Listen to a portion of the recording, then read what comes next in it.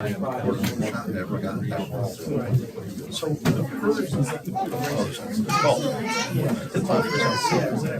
so that would just high school.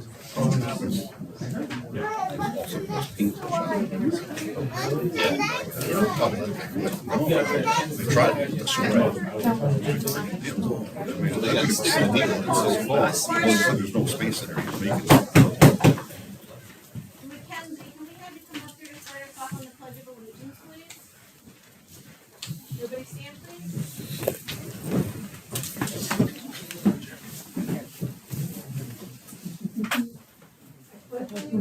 To the flag of the United States of America and to the republic for which it stands, one nation, under God, indivisible, with liberty and justice for all. Thank you.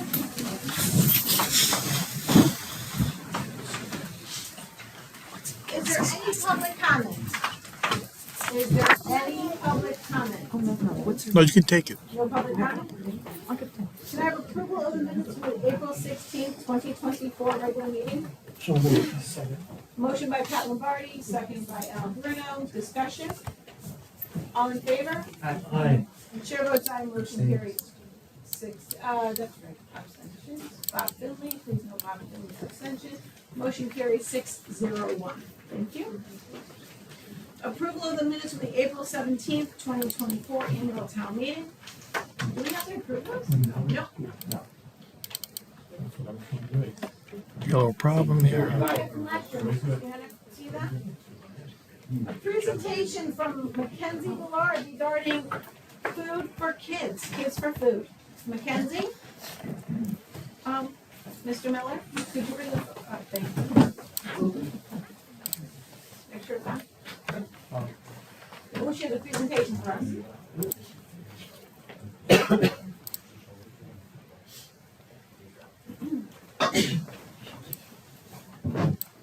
Sorry. Okay. Fine. Deep breath.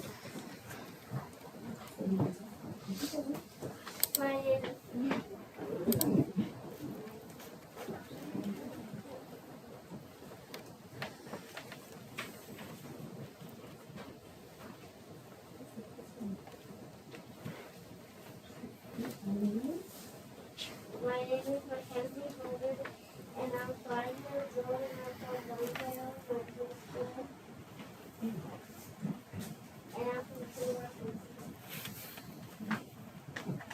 So Seymour Food to Kids is a 501c3, which we just began in February of this year. We provide food guides to children who have food insecurity on the weekends.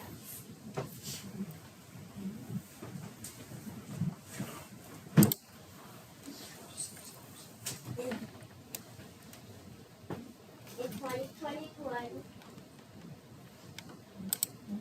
the ALEC report shows 93%, 39% of people in Seymour are working but struggling. In the 2023-2024 school year, school lunch was no longer provided for free to all students. Mackenzie decided we should do something to help kids who don't have enough food. Currently, we provided food to 10 kids, children at Longdale Elementary School for others kids. So what do we do first? First, we ask for donations. And when we went inside, we went to open the boxes and we got them to snap on our basement shelf. And kids help. And me and my sister Amaya helped put them on the shelf. And the shelf is in our basement. And this was our first time making the beds at my house. And kids did it all.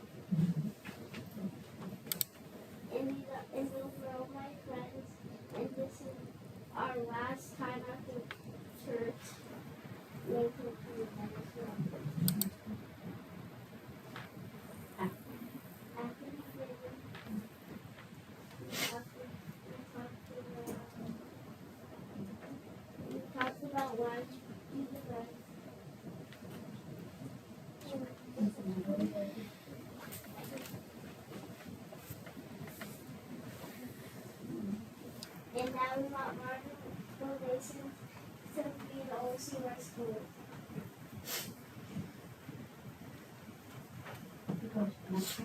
Next slide.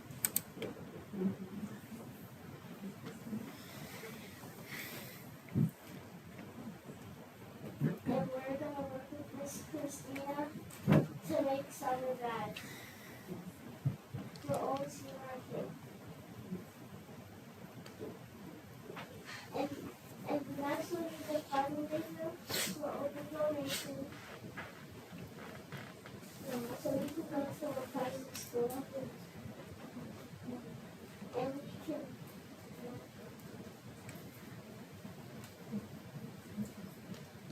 can get bags to 10 kids there.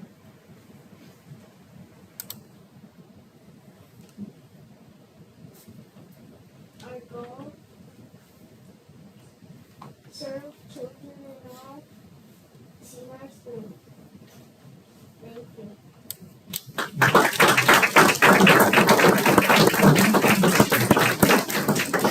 What a meeting, wow. Awesome job, Mackenzie. So, Mackenzie, remember you came into my office?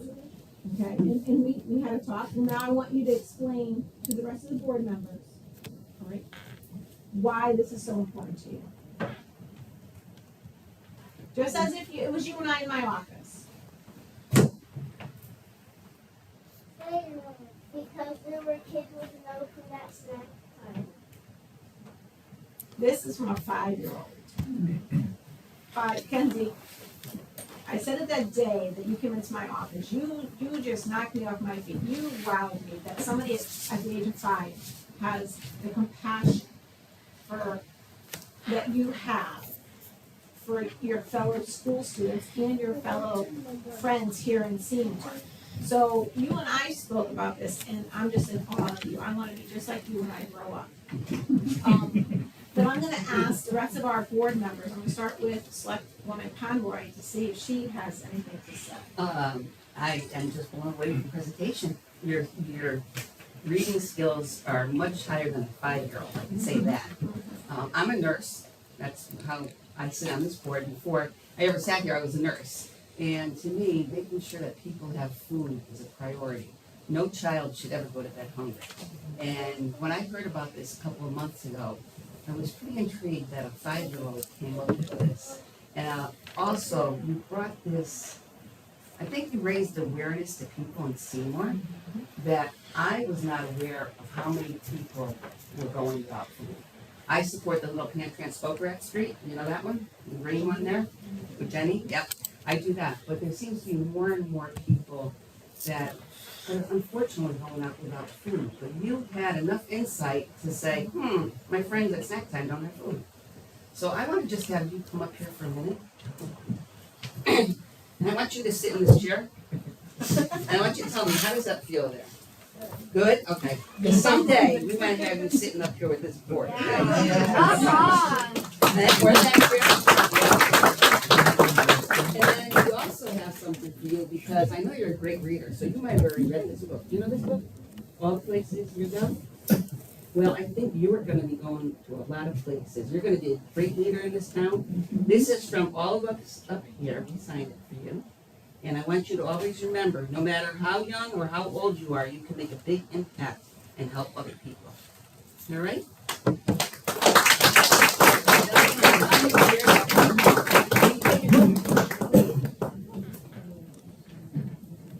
And Mom and Dad, thank you so much for, raising a great child. And all the other support out there. Yes. Well, thank you very much for your efforts and your help in the community. But Teresa did not tell you is that her mother, when she was young, she was in an orphanage and she often went to bed hungry at night. Her mother was an optimist, and she was a very special lady who became quite the community leader here in Seymour, along with Teresa's father. And you are going to be the same way. And you're helping people with hunger at such a young age. Keep up the great work. We'll be watching you and hopefully join us. Thank you. Yeah, I just want to say I'm a child of educators, and worked in education for a long time, and you are a really strong leader for somebody your age. It's very impressive. So keep up the good work and reading. And what a great amount of empathy you have for people. You know that kindness and care.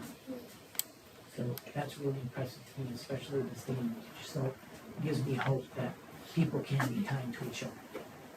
So I appreciate it. Thank you. Mackenzie, what impresses me most is you have the most beautiful heart and a beautiful soul. And I think you deserve a little bit more than our gratitude. And I do hope to see you sit on the seat, but I actually think that you deserve a standing ovation from everybody in the room.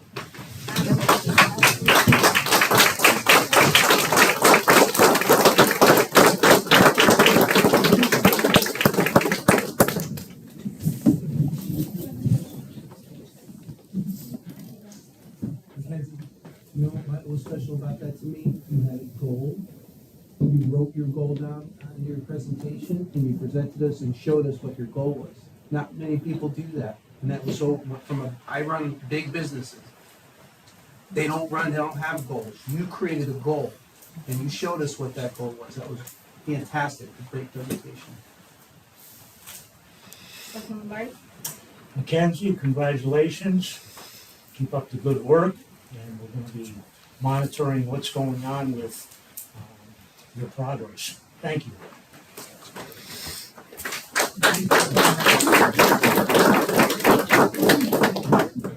So Mackenzie, if somebody wanted to donate food, monetary, how could we go about that?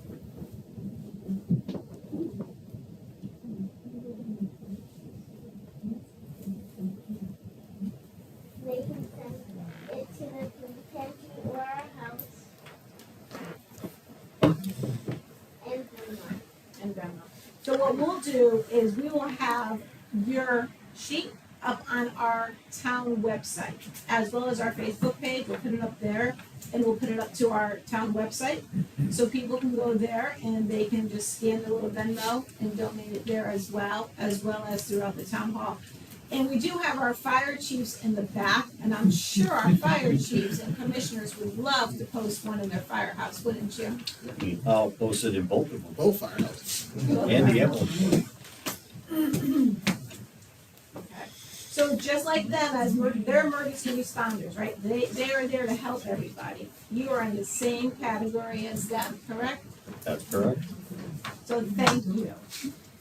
And thank you to all your friends that helped you. Absolutely. I see you have your little team here. Yeah, it takes teamwork.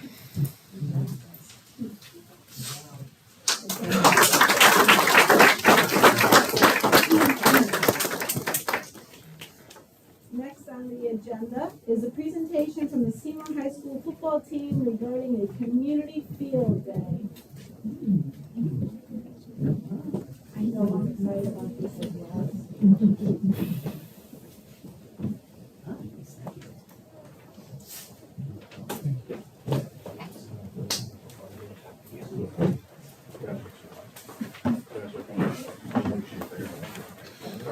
Need more than one? Alright guys, so today me, Ethan Demers, and we got Noah Pruitt over here, Brayden Calvert, handing out flyers to anybody that wants them. We're going over this idea that we came up with to give the community something to do. Overall, just get the community involved with Seymour football, get our name out there. Because I don't know if anybody knows, but last year wasn't the best year for Seymour football. Not even speaking record-wise, but just how the season went in general, with arguments with parents, coaches, just our rep overall as a team. It wasn't good, and not only does it make the school and the team look bad, it makes the community as a whole look bad. So we came up with ideas to try and get the community to know our name and know that we're not just a bunch of a bunch of kids that don't know really what they're doing. We're a solid team that has a goal and wants to make the community better. So we came up with the idea of a community field day, and Brayden, if you want to hand it out to people if they want it, people in the back maybe. Which one is it? What it is ultimately is up in the field, up where we play on Friday nights under the lights. It's going to be from 11 a.m. to 4 p.m. So it'd be during the day, and it's ultimately just like a field day, like what kids have during school. They have a field day at the end of the year, something to look forward to that people love and enjoy. Well, usually just the kids, but sometimes adults too. You never know. There's gotta be a way I can So crop we want to that have over. things like field games such There's as something I hit layout. wiffle ball and kickball, like a field there so kids can play. Yeah. There's a whole section devoted to football, so we'll be running with the kids. We'll be teaching the kids how to play Goes to flag football games, not all that that. terrible. And then another idea, not an idea, but something that we're gonna have there is a cornhole Forward, tournament, backwards. which I know Which is one, more this one? geared towards Yeah, like the that goes adults, but forward. kids can play as Yeah, well. we'll bring you back. You know, but the registration would be from 11 to 12:30. Okay. So you get there, you register, play some cornhole, and who knows, maybe we'll have some prizes for you. I guess you just gotta come to find out.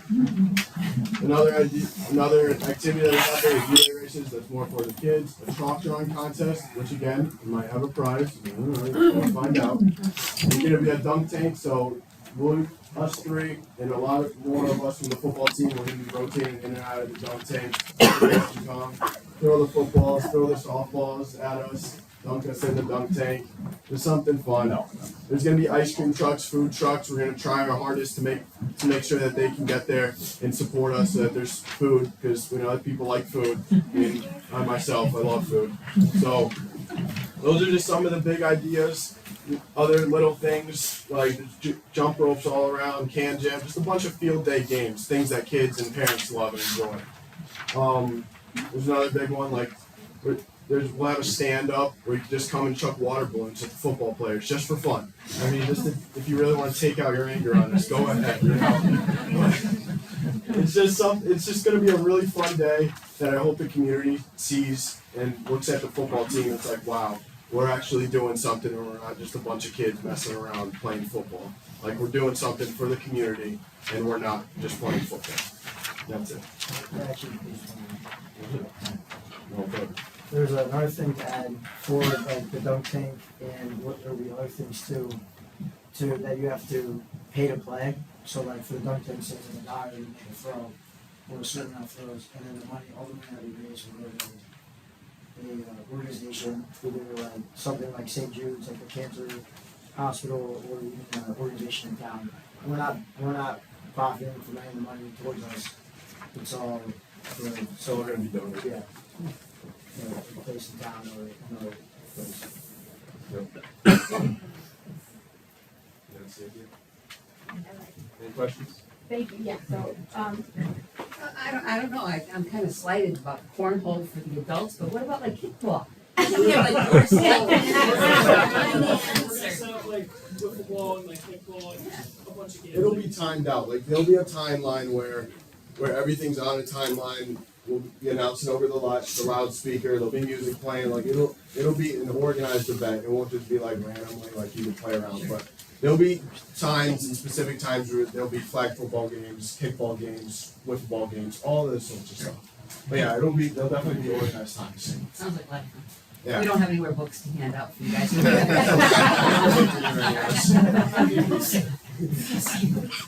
I think you should consider the organization that presented this evening. Yeah. Because I'm just saying, a week if we can collaborate.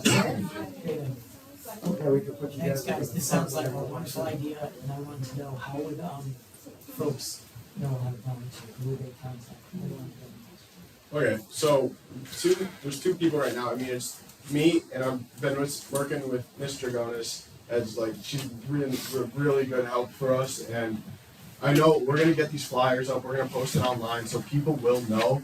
And then that is a good question that we have Yeah, I'm to just figure saying, 'cause out. I'm interested, I could. Yeah, no, I'd like to help because you with the flag football. yeah, there's definitely teaching things that we whatever need. Like I'd like to volunteer. we definitely need things like we're trying to figure out how to get cornhole boards and stuff like that. Right. So we definitely need help. I mean, we still haven't figured it out completely yet. Okay.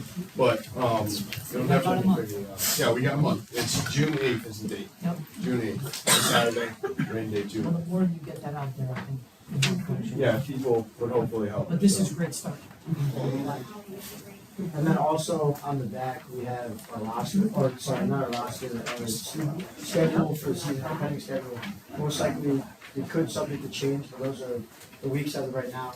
Also put out the games for people to come to as well. Don't know. Okay, for the record, I don't think you guys are a bunch of silly kids playing football. I think that, I know that you provide a lot of entertainment and pride to the town, win or lose. Sincerely. So don't think that the majority of the public thinks of you like that, because I think we all love going to the games, we love supporting you, it's always great fun. And, you should be proud of yourselves, and taking this step and doing this for the community. Kudos to you, I thank you. What a wonderful thing, you're gonna be great leaders as well, throughout your lives, so thank you so much. Thank you. Great idea, love it. I think the only thing I wanna make sure you guys think about getting people there, how you're gonna do that. You might wanna reach out to your Little League programs, you might wanna ask the softball team if they know anybody in Little League to get the kids there. Yeah. Right? So you might wanna reach out to different organizations. They're big. I've got all the ideas coming beyond you. Yeah. Just getting people there, I think that's the key. Yeah, that was like one of our worries, like how we're gonna actually get a bunch of people there. Right. But I think that we can do it with advertisement, going around to youth groups, like definitely like the rec center, like we can definitely get things there. We'll also go put some posters around town. Yeah. Yeah, it's gonna be belt and suspenders, so you're Yeah. gonna do all that and reach out to all these different people. Yeah, we'll have advertisement. And try to put it in like restaurants too. Like good thing around As much as we possibly can. Thank you for your effort and your initiative in undertaking this event, and we certainly look forward to seeing you on that day. And if there's anything that any one of us as board members can help you with, please contact us. Thank you. So thank you, and thank you for reaching out. I did receive the instant message. It was like either on a weekend or late at night, and we've been going back and forth on our instant messages, trying to get this out there, and we met like on their half a day that they had. So I'm excited about this for you. We will be here to help you to get this done. I like selecting the time race set, kickball, game would be good. You know, the board of select persons, we're not, you know, we're not old. I don't think you guys are. Hold on, maybe we can even put Mr. Goners in the dunk tank. Who knows? Who knows? Did it last year. I would just watch you. And I would just watch you the ambulance on standby. Yeah. Some of our seniors. Yeah. Now listen, just because I hurt myself walking doesn't mean. But I also want you to get in, work with our fire chiefs. Because you know, it'd be great to have the flag there. We have our fire chiefs in the back, as well as speak with Brian Ryan, who's our chief of the ambulance. We have to have an ambulance there. We'll be speaking with Tim Connors from facilities. And we'll get this going. We'll make sure the word gets out again. We'll be putting this on our town website as well as our Facebook page. And all through the restaurants downtown. Whatever you guys need will help. I'm sure we'll have a meeting later on this week or next week to start to finalize everything. Okay? Does anybody else have any questions? Comments? Thank you guys so much.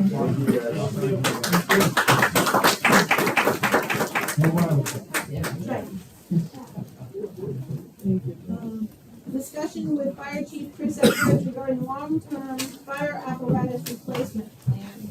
Chief Edwards? Boy, you can call the department a lot today. You got a lot, you I got a get the lot. wrong day. Yeah, right? I gotta follow all that. It's easy. My is cute.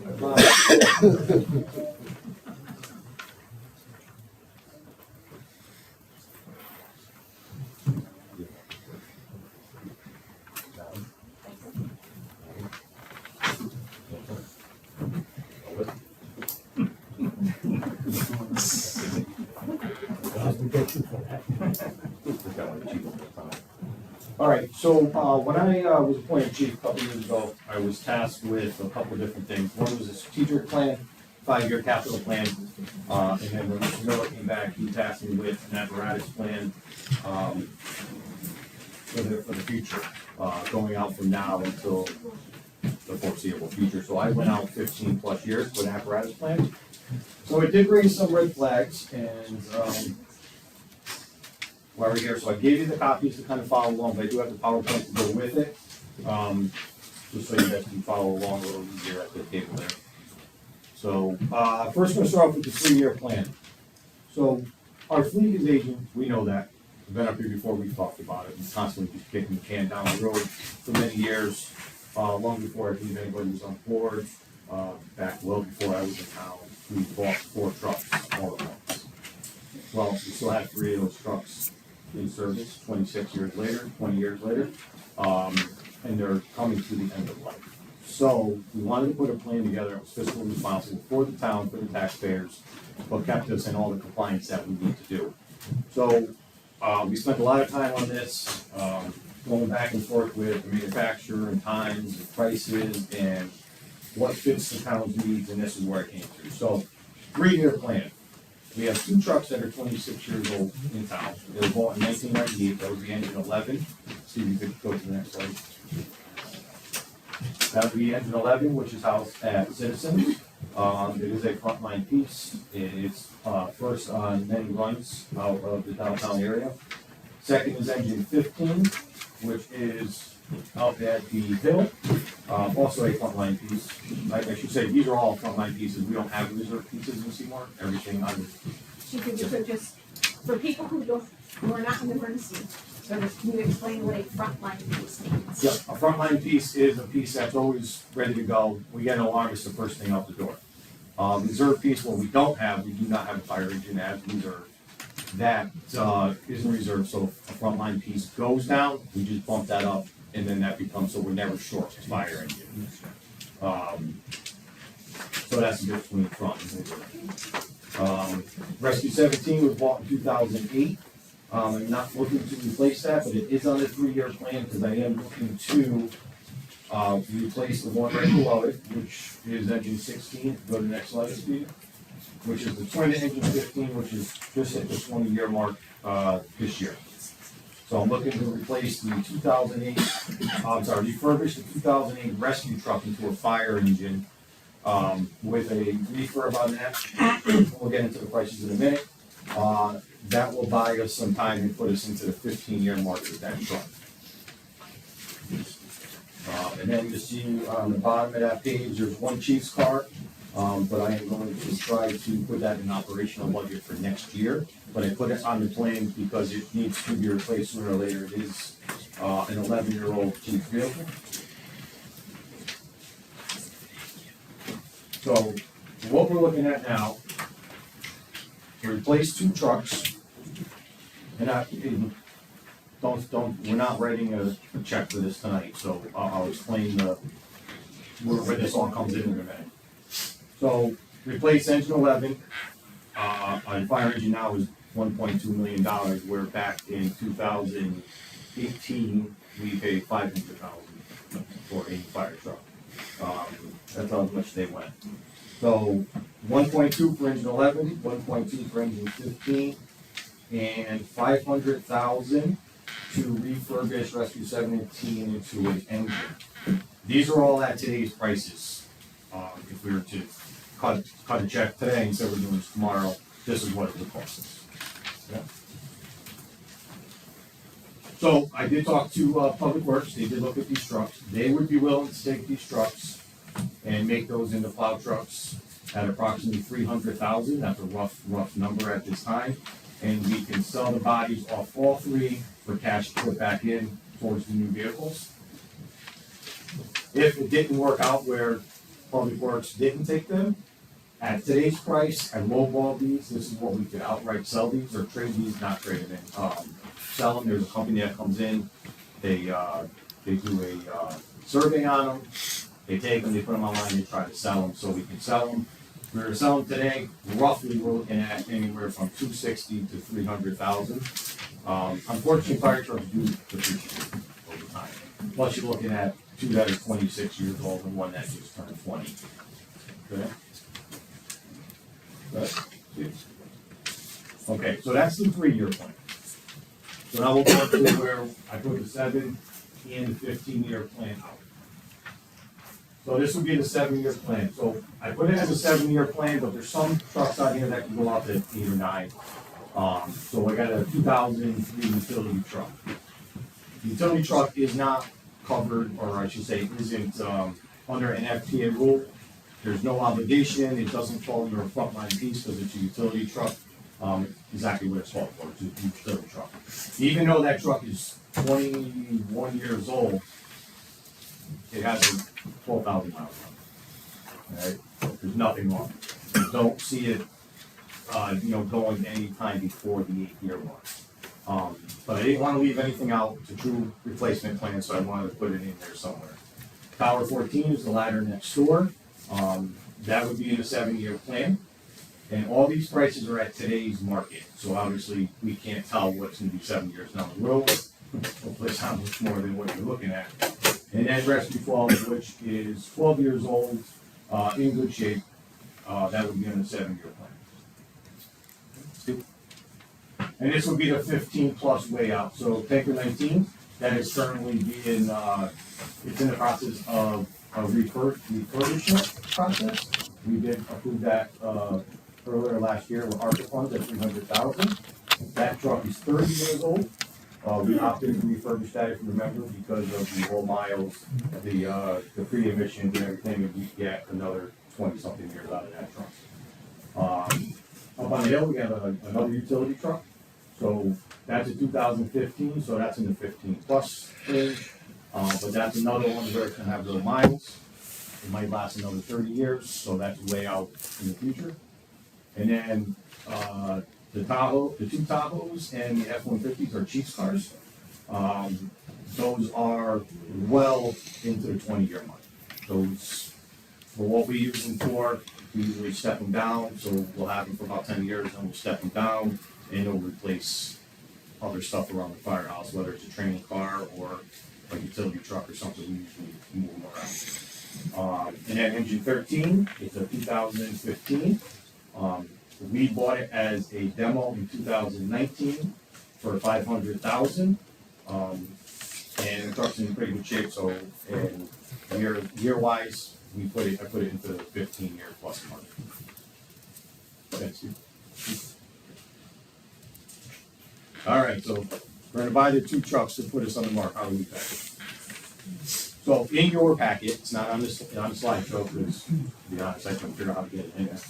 Is the full piece of paper for the lease. It's just the bigger blow up of what I have there. So I'm actually gonna go to this. I can't see that screen either. So there's a breakdown. Now remember, these are all as of this month, so everything's changing like crazy. So you're looking at $2.3 million for 2 trucks. So if we go with the lease options on the left side, once we sign the contract, and we did this with the last truck, it goes into an account and it starts to build escrow. So they have us right now roughly getting back, if we do the lease option, $178,000 back off the truck. So there's a discount. Okay.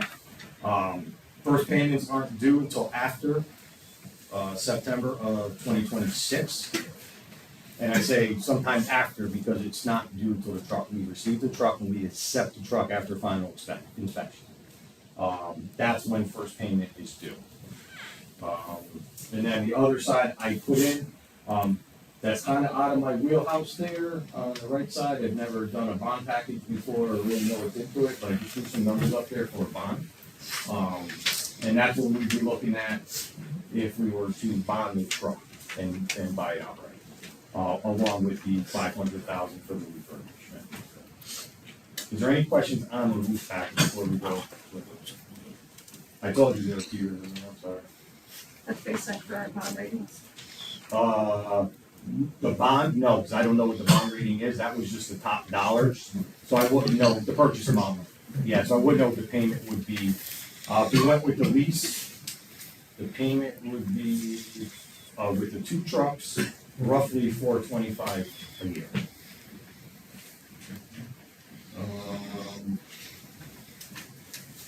All right, you can go ahead. So, NFP 1901. What is NFP 1901? National Fire Protection Association. That's our governing body. They're the ones that tell us what to do, when to do it, how to do it. 1901, that's the standard on the apparatus for frontline pieces. It is their recommendation that all frontline pieces should be replaced within 20 years. We play with that number a lot because we're not the city of New Haven, we're not the city of Bridgeport. Our trucks aren't getting beat up as bad. That's why we got 26 years out of the truck. That's why I plan on the newer trucks. We're still gonna get 26 years, so we go on that. We're pretty much at the end of life with these trucks. We're throwing good money at that. And it's not even the price we're paying, it's just we're at the end of the life with them. So we do try to follow that the best we could, but we are in that little gray area of the 20 years and we're at the 26 years. So timeline. Truck production's up to 36 months from signing a contract. So obviously they can't do anything. So we go into, once we sign and we approve, we're gonna buy this truck, letter of intent, sign the contract. The truck goes into a queue and it's taken about 36 months to take delivery of the truck. That's why I'm standing here today, because if we decided to move forward with this, I'm still looking at 3 years down the line until I even get a truck. So we're gonna be at 29 years of the frontline piece, 2 frontline pieces. So that's why I'm coming to you now, because we gotta figure out where we're heading. No money down until it's delivered, and to keep current prices, we need to have contracts signed by the end of June of 24, Jeff? June? So the future, all right? Whether I'm still here or not and continue my reign, I'm hoping this plan gets adopted by everybody. It's already kind of went through our chairs, and it continues on with the next. So our goal is to replace 1 to 2 trucks every 7 to 8, 10 years. All depends on usage, right? So us as a department, we've kind of been kicking the ball down the road for many years now. We pick up a truck here, we pick up a truck here. There was no definite plan for the 5 years plus. So this is one thing that we wanted to get. Kurt asked me to put together, and I did. Just that. But we need to start now if you can hit the slide, Steve. So how do we get there? We act now. It's really the only way to put it, because we're so far out. So if there's any questions, I can take them. Go ahead. He's so not looking at me because he knew I was gonna be. No, I'm ready for it. I practiced. This is more for public public questions, which I'm sure people are wondering, well, I think I already have an idea. So I appreciate you mentioned the standard 20 years and how we're getting a little bit more use out of it. One of the things though, if we refurbish Rescue 17, you said we should get about another 15 years out of that, and that's gonna bring it up to 31 years old. Yes, because. So my question, because it's refurbished and I get that, but my question is looking at the cost and knowing what it's probably gonna cost in 15 years, is spending 5 months, I know why you're doing it. I'm a long-term planner. So what is the thought? Is it truly worth spending $500,000 to refurbish today and spending a boatload more in 15 years for the new truck? Yes, I'll tell you why. Okay. Because then I can take that Rescue 17 that's only technically 15 years old at that point, pump and everything, make it a reserve truck. Now when a frontline piece goes down, that gets moved up, we're not down a truck. So right now, if engine 11 goes out of service for work, we're down a pumper. We've been making it work for, I don't know, how many years? A long time. We can make it work. But we have that reserve truck. So when we go to replace it, we put that in reserve. And all it does is it helps your standard, it helps your ISO, it helps a bunch of different other things behind the scenes. Another thing with getting these trucks in is years ago, and Selectman Lombardi can probably attest to this, is we bought all different types of trucks. We got different trucks everywhere. This is streamlining it, every truck is the same. So with the shortage of volunteers, now every truck's the same. So if you're gonna be cleared on engine 11, you're gonna be cleared on the one on the hill, you're gonna be cleared on the ladder truck, so everything will be cleared. So if, I got a guy that happens to be driving my gray hill and Paul comes in, he can get in that truck and he's clear, he can go. Right now, I can't do that, because it's all different. Standardization. Standardization. Chief, could you explain to those that do not know what ISO is? Yep, it's insurance underwriters, so, say you're gonna build a house in Seymour. One of the first things the insurance company does is they call my office, or they call, Fire Marshal Willis's office. One of the questions is the water source. What's our water source? Where's the nearest hydrant? How many trucks we have? That's what they're basing their insurance rates on. Same thing with a company, basement systems puts up another building. They call, what's the water supply? Where's the nearest hydrant? What's your manpower? We go out there with staff. So all that goes into a ball, and it comes out with a number. So, you get ranked in classes. So we're about middle of the road right now in ISO. Bigger cities like Microsoft, they're class 1. So they have very good ISO rates. We can never get there because we don't have the response times. You got every little bit means something to ISO.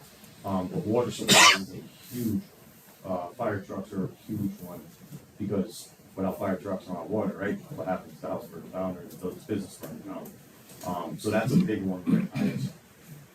My other question is, can you explain why the different, again, I think I know the answer, but a high level, clear answer on why the trucks have different lifespans? Yeah, different response areas. What are we talking about, the engines, or?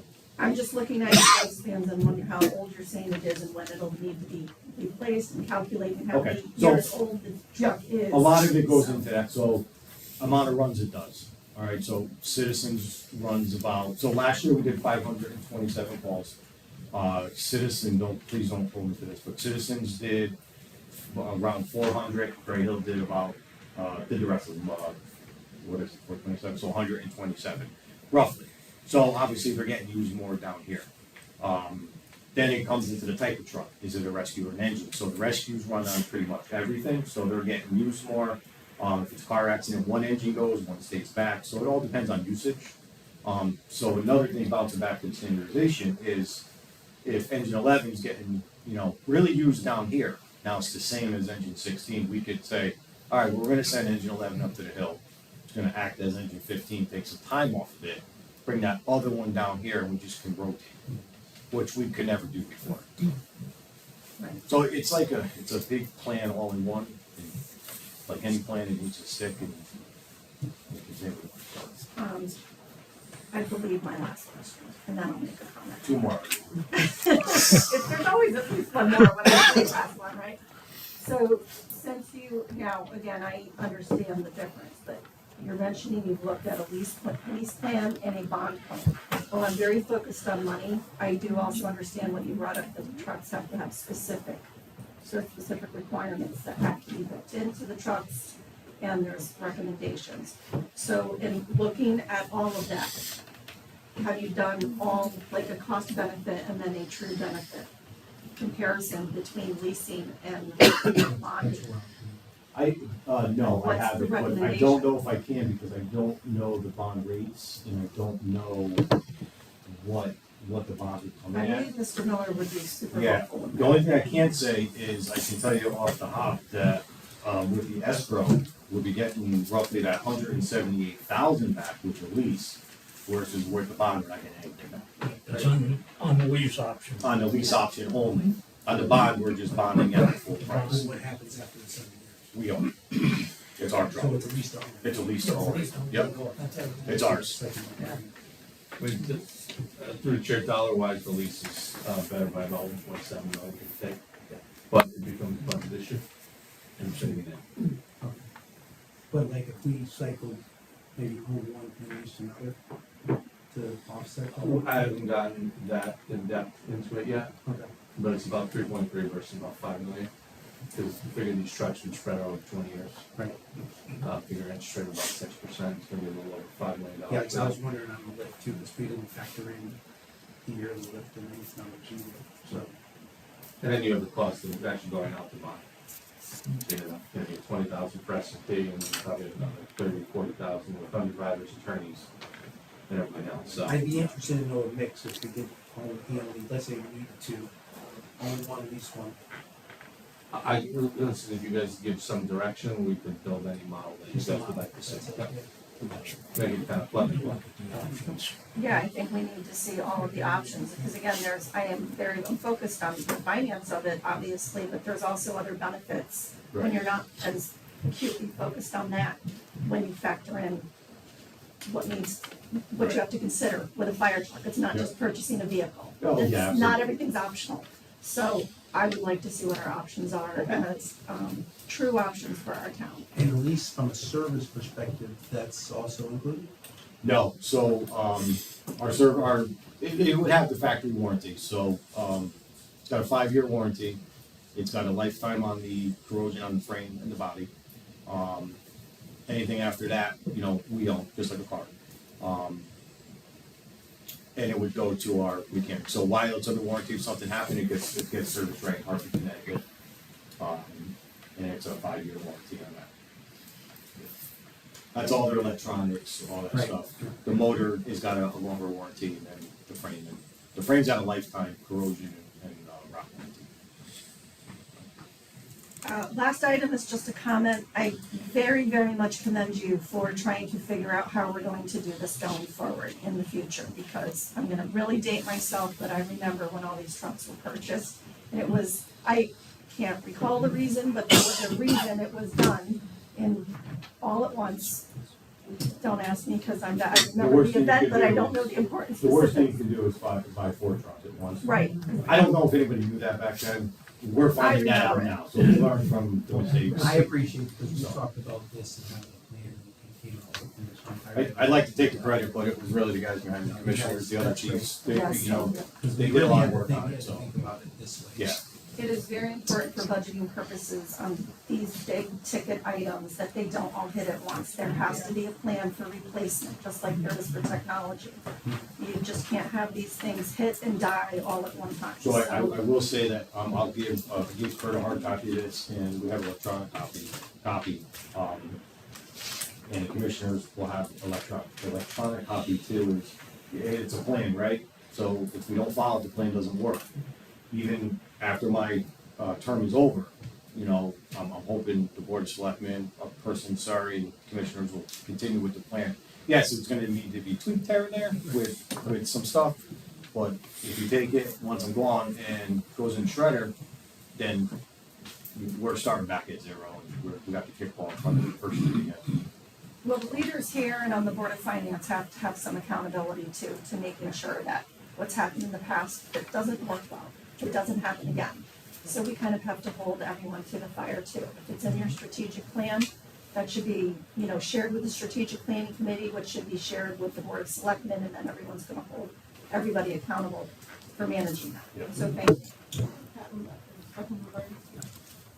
To me, it makes absolutely no sense at all to be buying 4 fire trucks at one time. And we went through this during the O'Toole years, where the town was very flush with money and went out and bought 4 pieces, if my memory serves me correct. Only to have a financial disaster happen to us after the other administration left office, okay, and we ended up selling the fire trucks back to the company on a lease purchase basis, so it makes absolutely no sense at all. Okay, you never 4 trucks at one time? No. No, absolutely not. And I think that as a chief and knowing what's going on in some of our neighboring communities, you would have probably a better handle on what kind of apparatus is being purchased and how much is being purchased for now. I can't say our neighboring department just signed a contract for 1 ladder truck for $2.1 million. So that's how fast things are climbing. So unfortunately, anything that has the word fire department, police department, emergency medical services, at a dollar sign. Should be that way, but it is. All kinds of special things. Thank you, Chief. I just have a couple of basic questions. When was the last time you made a major purchase for fire apparatus? We recently just signed a contract for a new ladder truck that should be in within 2 years. And are we Prior to bonding on that that? was 2019. And we're bonding on that? No, we Is it did, lease? we did a lease purchase on that one. Before that, it was a 2019, would be that engine 13 in the packet. There's no picture of it, but it's in the 15-year plan. Well, I commend you for coming up with this because, you know, we're going through the budget cycle now and, you know, it's nice to have this. I wish we had staggered out going over the past, 10, 20 years. It hasn't happened, but with your plan, I think you're gonna get us back in track. Yeah, it's the second one, I don't want to take the 100% credit for it. We paid cash for 2 of the last 3 trucks. We did, but they're also a lot cheaper. They're $500,000 instead of that, million. But there was a plan, so we were able to put the money aside when it came time to pay. Right. But you can't do that anymore. Did we do that? Was that the first Yeah, step? 2014 and 15, 2019. Yeah. But a $2 million truck, you can't do that. That's how much.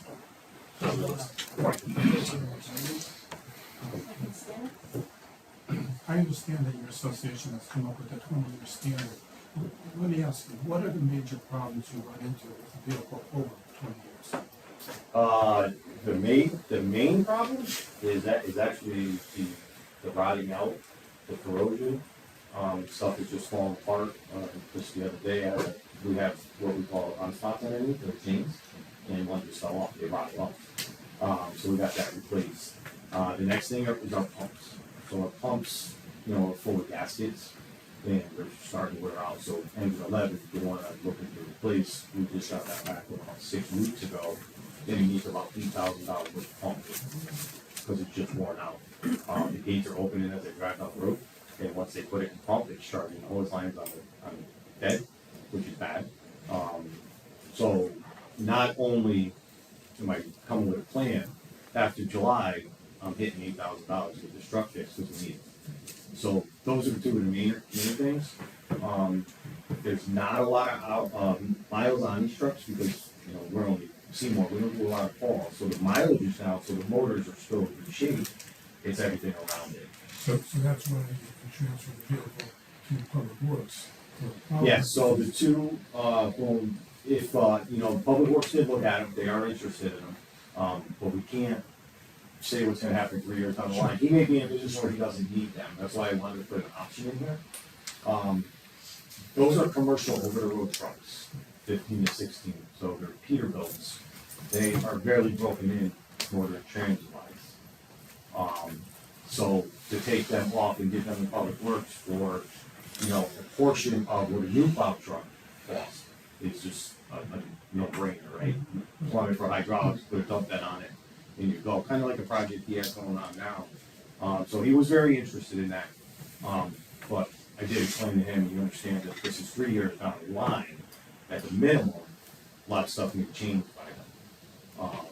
But motor and training, the drivetrain is strong. It really is. It's everything around it. We are faced in Public Works with the same problem that you are having, okay, with vehicles being 3 years out, okay, and what's happening in the meantime with costs, whether it's bonded or whether it is a lease option, okay. In the meantime, the costs are being driven up. Right. It's like every other day, we're getting letters. Guess what? This truck that you want to buy is now X amount of dollars. 2 months ago, it was this amount. Yeah. I don't want to speak for Director Gavinelli, but I do believe the last number on the new brand new plow truck was at the 300K mark. A little bit over. So that's why we kind of came up with this, where you could get 2 of them for 300. So we everyone put their brains together. We're trying to come up with a plan that is fiscally responsible for the town, instead of just coming up here saying, no, this is what we need, this is what you gotta do, and that's it, So we're trying to come at the cheapest way. Unfortunately, right now, the cheapest way is $3 million. But did I get your question? Yes, thank you. I'm sorry. Thank you. I'm good, Chris. You've answered all my questions. And you've other people's questions. I'm clear. Can I just want to make a comment based on what you said. No, because of what you said. Listen, sitting on the Board of Finance, I know what people who are listening are gonna think. Because it doesn't have any, Kurt, I'm sorry, you gotta stay with me for 2 more minutes.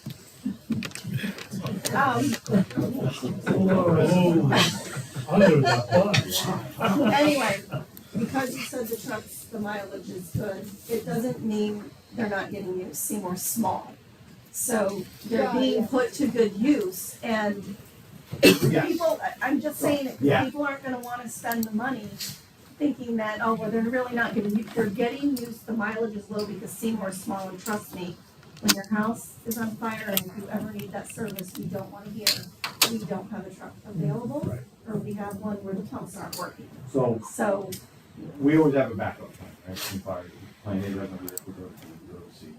After that, we call the big guns, the first one, which takes care of it, right?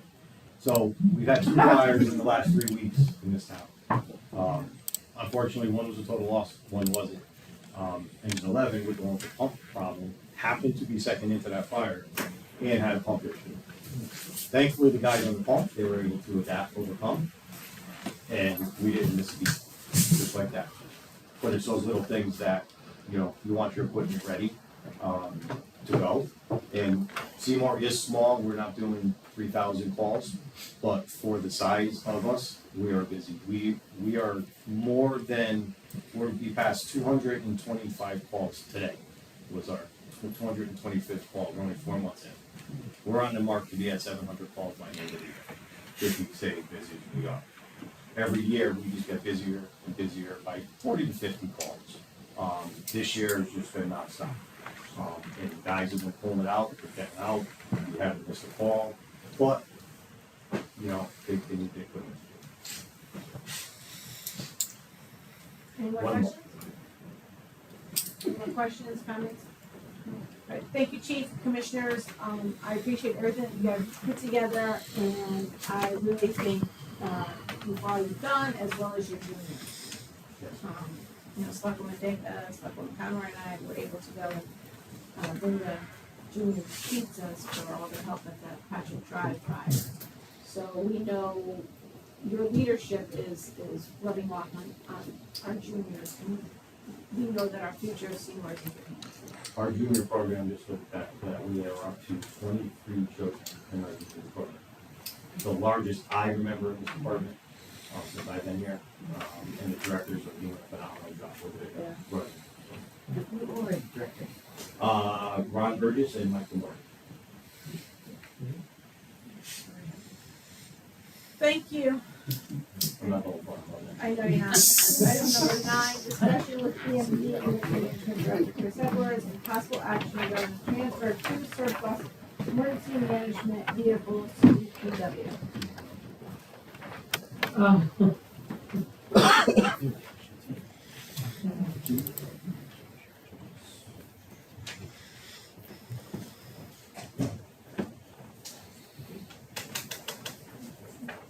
Okay, it's still a lot of trees. Oh, okay. I'll use these. Okay, continue on with saving town money. So I recently took over the emergency management position.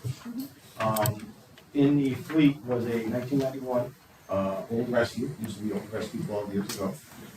He inherited in 2012 when the new one came in a 1978 Power Wagon. It was an old brush truck that he inherited a while ago. It's in good shape. It won't serve emergency management at this point. Does not serve the fire department. But Public Works did look at it. They were looking for a mechanic truck, so they decided, with your approval and surplusing it, they want to make the Power Wagons a utility body on it into a mechanic's truck. Take the pump off it and run it as a mechanic's truck. And take the 1991 International and look into making that, converting that into a plow truck, a big, heavy-duty plow truck. So I asked how to do this because I never surplus anything before, and this is what I by this gentleman. Do these have antique plates in them? No, they have Seymour. They should, right? They have Seymour plates. I put the VIN numbers and the plates on the sheet. So if you folks approve it tonight, I will forward that over to Tony Caserta, and then he'll just transfer it from emergency management to Public Works, the plates and everything will stay right on. What is the international gonna be used for? Because you just hear me out, because Frank has been on vacation, so I haven't had any communication with him as to what's taking place with these vehicles. Not that I'm opposed to it, but just, what is the international gonna be used for? My From understanding, him? Yeah, is gonna be converted into a plow truck. thank you. Yeah. Hopefully I'm not too much with it, that was my understanding. That's what I understood as I'm gonna trust your guys' judgment, it just seems that was an old car to be turning into it. well. I know Mr. Stan wants to speak to the vehicle. No, that was my feeling too, Trish. So I don't know if it'd be a plow truck that's actually gonna be on the road plowing, or if it's gonna be a parking lot plow truck. Yeah, I've missed that, how you have to keep an eye on that. Final question. What is the current mileage on these? Do you know that? The 1991, I do not know because they put a new dashboard in it and it says 5 miles on it. So I know that's not correct, so that's unknown, but I do know. Yeah, 2 miles. I do have that here. The Power Wagon has 15,000 miles on it. And So- 1978. Yeah, so just to go back to that other conversation we're having, so that's a 1978, got 15,000 miles on it. That's about what we do in that amount of time, so everything runs well, it's just everything else around it. This one has actually been taken pretty well care of, they mentioned passing them to the director, put some money into it, had a lot of stuff fixed. Big money. And You might be taking at the Beacom's auction. Howard, I'm like thinking like, I think I've read him when he was in high school. it's down in public works, you go with it. I was 7 years old, this has gotta be worth money.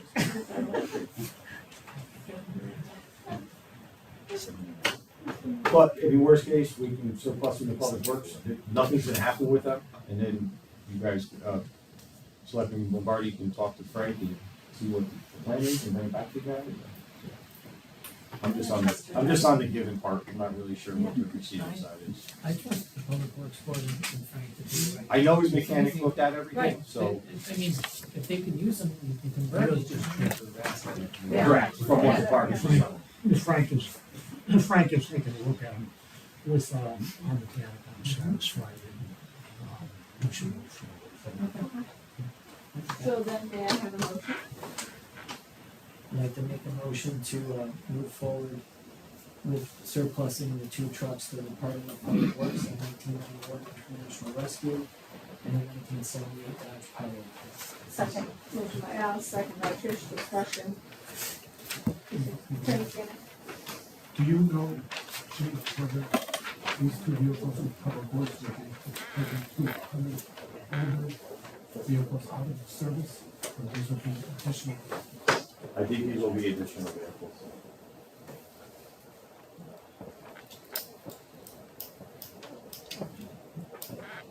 So, I'm gonna step aside and come in as a public works employee.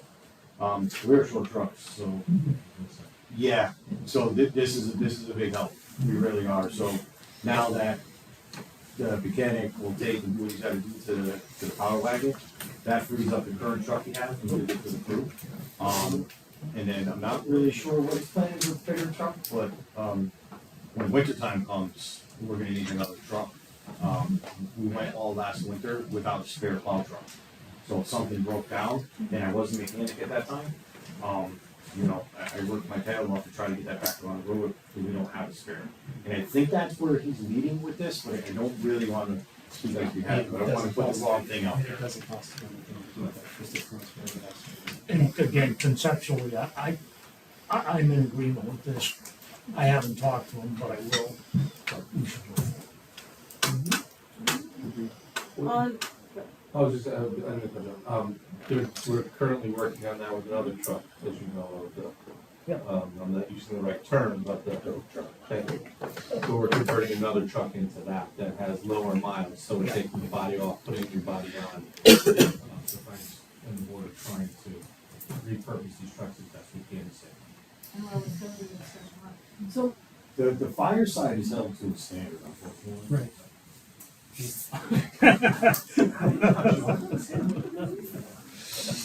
Where Public Works really isn't, or another agency, so that's, I mean, they're getting good trucks down at Public Works, so. does Public Works have the kind of plan that the fire department just put forward for the replacement vehicles, do you know? Can we ask if you don't? They have not put a capital plan together. Can we work on that? Please. We have one. Thank you. Yeah, we just have to take, Yeah. we have an idea. We need something on it. What would you like to do for the public works people? Does anybody have an estimate? They're old. They're old, but they're still usable. Well, I understand. I think even if they get 5 years out of it at this point, it gets us down the road 5 more years and lets us straighten out our budget one. And then see where we are in 5 years, see what, you know what I mean?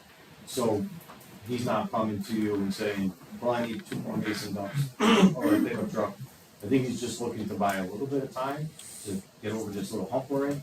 Maybe prices will come down, maybe time leads will come down. Right, but we need a plan like you provided. It's something's gotta be on paper. I would submit that we should wait and listen to a plan by Public Works as to how these trucks will be implemented. And what the plan is to replace them. That's just my thoughts. And I respect your thoughts on that, Mr. Secretary. However, they're down trucks now, correct? Yes.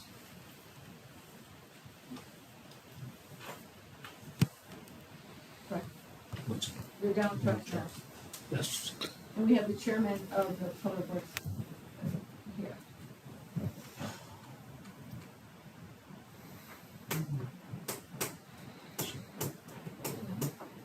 Well, so there's a plan, so we're waiting, I guess, this, Selectman Stanek wants to wait until Frank says it's okay before we surplus these? I'd like to hear what Public Works has a plan for the future in terms of replacement vehicles. But isn't that a separate issue from giving them the food truck? It is to some extent. I'd like to know what their plans would be to replace, when these trucks will be replaced. Or adding to the fleet, I think we need to have a plan. Well, we're not really adding to the fleet because these trucks are already in our fleet. Well, they're down 2 trucks already, so they were replacing the 2 trucks that they just took out of service. Correct? So, I wanna make sure I understand.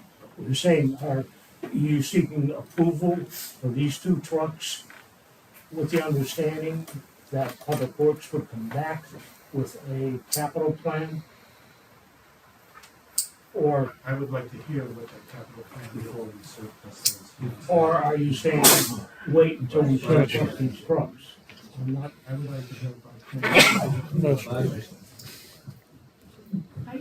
I agree with you, but I do see it as a separate issue, Ms. Selectman Stanek, because they're down trucks, they already don't have a surplus if something's down. We have to take the truck out of service, and as you stated, it's an old fleet, and that's why I said, we need a plan exactly what the fire department presented, but it's a separate issue from giving them something to function today. I think it merges together, that's my. In a way it does, but it does keep them at some level from functioning today if we don't move forward. And with the expectation that that's provided safe. That's my opinion. Yeah, I'm just gonna chime in a little bit, just listen to all this going back and forth. You know, I can see this going over to Public Works, but I haven't seen, Public Works coming and saying that they need 2 trucks, have I? Did I miss something? And we're saying they're down 2 trucks, but I haven't heard that. Well, when they've come during the season, I don't know if you were here or not, but they have talked about how they've had workarounds. I know it's not snowing right now, Right. but when something happens, Frank has come to talk about workarounds that they've had to put in place and things that they've had to do, the mechanics scrambling, working overtime because the truck has gone down, because they don't have a backup vehicle. So things like that, he, in that aspect, he has talked about. Right, and I hear all that, but I'm thinking, probably not something that we really have to move on tonight. I mean, we don't need it for snow plowing, obviously. You don't need to go mow your property. I mean, can we have Frank come to our next meeting? And- These are currently in stored at public. Right. Okay. They are, I moved them from the library, they belong there, to Public Works, with Frank's permission, so they are currently there. So I'm glad you brought that up, so they've been sitting at the So, library. emergency management doesn't have a home, so I got nowhere to put these. They've been at the library in an open lot.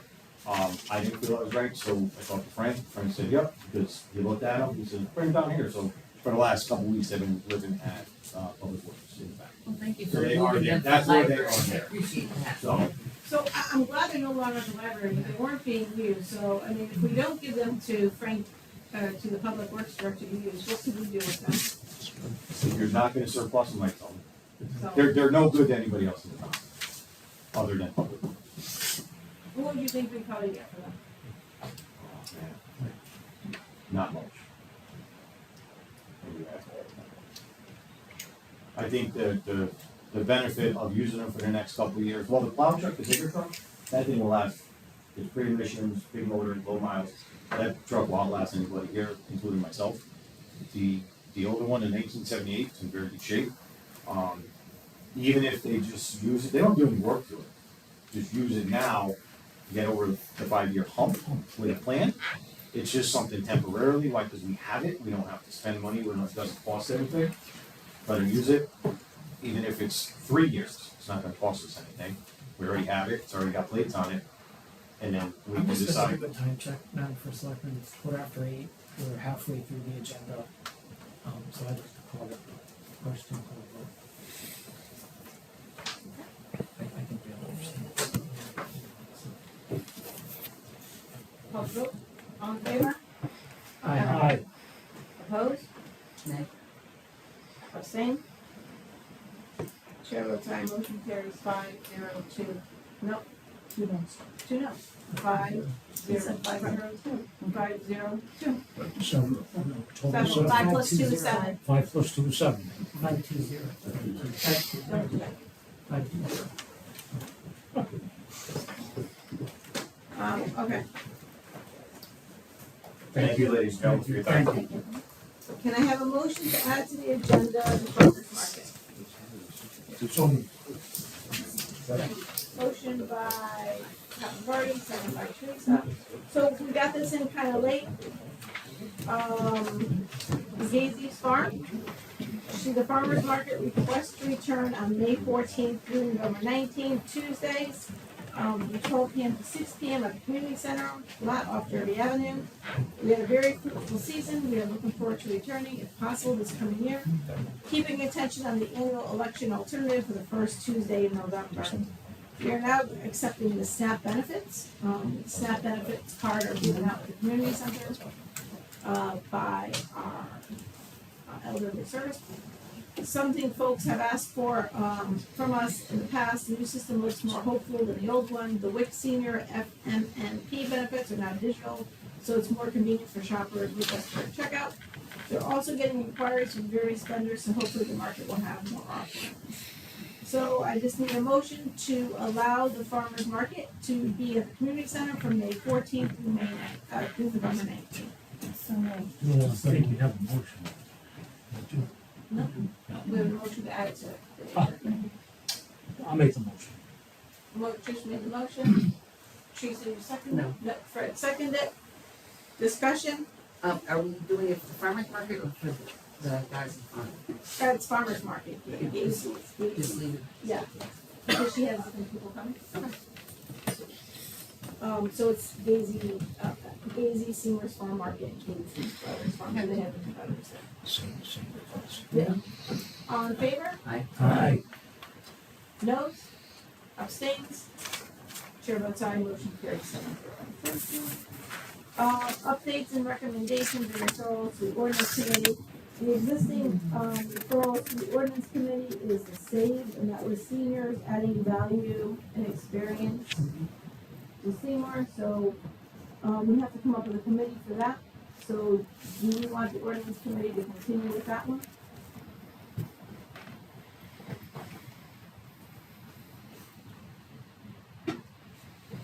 Thank you. Blight, we're still working on that one. Will there be an ordinance meeting in 2? Next meeting will be. Next week on Blight.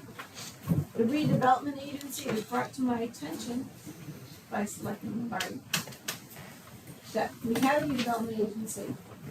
And the last charter change was taken out, correct? That is correct. Can you further, All I can tell you is that it was section, I believe, 10-22 in the old charter, and was eliminated with the passage of the new charter on the November election of 2018 to be effective January of 2019. Was it just eliminated or replaced with something, or do you It was remember eliminated. that? You don't know the reason? I'd have to go through my notes, but it's like 5 years ago.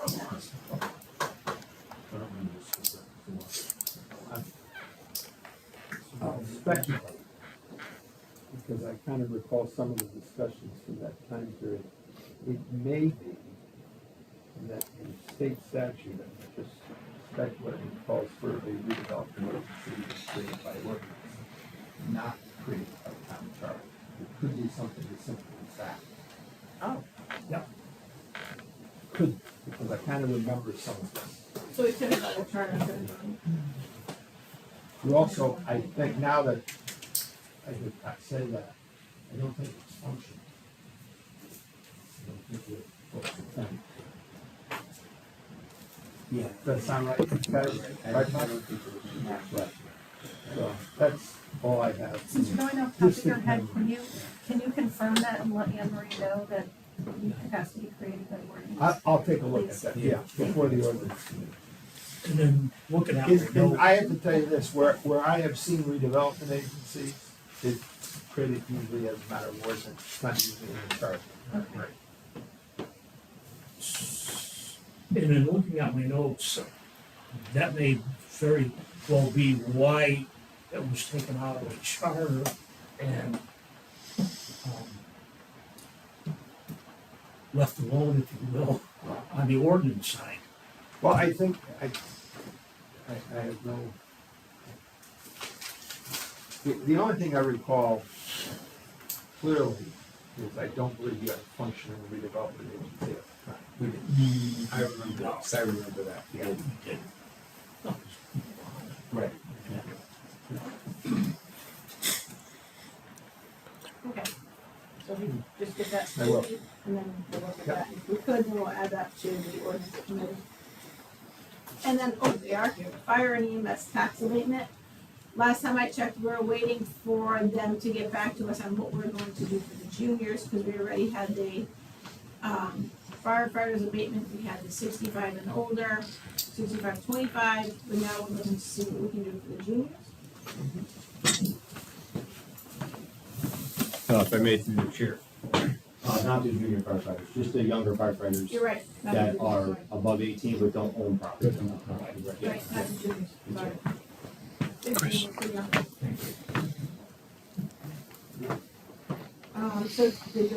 So I guess we'll have to have the fire chiefs come to the next ordinance meeting to see what they've come up with.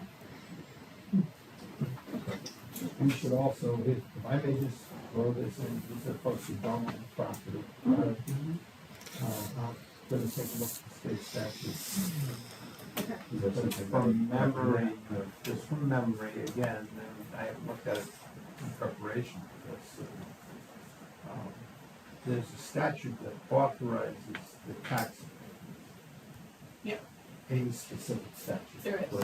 For emergency personnel. I'll just leave it at that. There is, but it's an abatement of taxes. I understand. But that might impact what you do. Right. I'm just gonna say that. That's my point. And I'll look at the statute. Just passing that out. I got you. And go ahead. Council, you used the term property, did you mean just real estate or in the state handbook, yeah. Well, I said it in the broadest sense. Okay. In the broadest sense. Because I'm sure the younger firefighters will come. Yes. But again, from memory, we both have been around now. We both have been around for longer than the Dodge Power Wagon. Since time immemorial.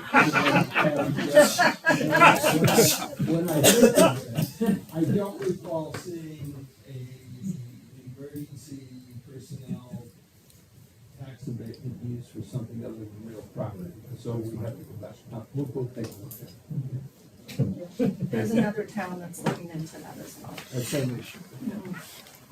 Then we received I received an email from our interim tax, assessor, sorry, for a local veterans exemption, and she was wondering if we can do a local ordinance for the additional veterans exemption, as it is right now, the veterans who qualify by date of duty and income can apply for additional exemption of $10,000 off the assessment. But if that veteran is disabled, they cannot get this benefit. The disabled veteran does not get additional exemption amounts based on their disability rating, but in some cases, this amount is less than $10,000. So she would like us to look at something like that, and I am in agreement with that. I just have a question though. She signed as assistant assessor. Is she interim or assistant? I don't think she ever changed. Huh? She just said updated right now. Oh, so she's an interim? It's the interim assessor. You can ask her. Just clean that up. Yes. Alright, so we'll push those off to, we'll send those off to our ordinance committee. Okay. Appointments, there's nothing on your appointment list, but with that, I would like to talk about the, centennial that the town of Seymour has coming up. Seymour next year turns 175 years. And even though we have an events committee, great events committee, and we have a culture and arts committee, the 175th is pretty big. So Teresa came to me 3 weeks ago and said, talked about putting an anniversary committee together, because the events committee still handles their things, culture and arts still handles their things, and so that we can make sure that there's a committee that actually is working on this without it getting lost amongst all the other parades and decorations getting done. So Teresa gave me a list of names. Right now there's currently, I think, 10 names on here, 15 names on here. We think We're looking for more. we're looking for more, like Yeah, we're looking this for was 20. just put together. Yeah. So we're 20. looking for volunteers, younger and older. Right. So these are the people that she has on this list already. Teresa Dunlap, Valerie Diana, Diane Riccardi, Linda Belvance, Judy Simpson, Joseph Mizelsky, Beth Hutchins, Kevin Alberry, Monica Zuritz. Yep. Teresa Conroy. We put Alex Dink on there from the parade committee as well, parade and events committee. So we'll be asking everybody, Trish Dink, that's it. You have anything with my husband? Oh, no, yeah. I am also Barbara Junkley.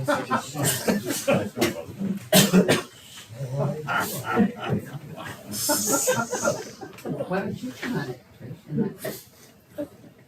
Because Alex has been working on it the last few years, but I do think other people that are currently on the events committee, it would be nice to ask if any of them want to also participate. So we'll have a list put all together for that committee for our next meeting, because we want to have the meeting come June 1st, because we have to start looking for sponsorships, we have to start putting stuff together. June's our anniversary next year. Yeah. So we do it in a year. Okay? I'll agree with that. There are no transfers, tax refunds and abatements. In your packet, you'll see the tax refund and abatement from Christina. Make a motion to approve as presented. Motion by Trish, second by Alberta. Discussion? All in favor? Aye. Chair votes aye, motion carries. Correspondences.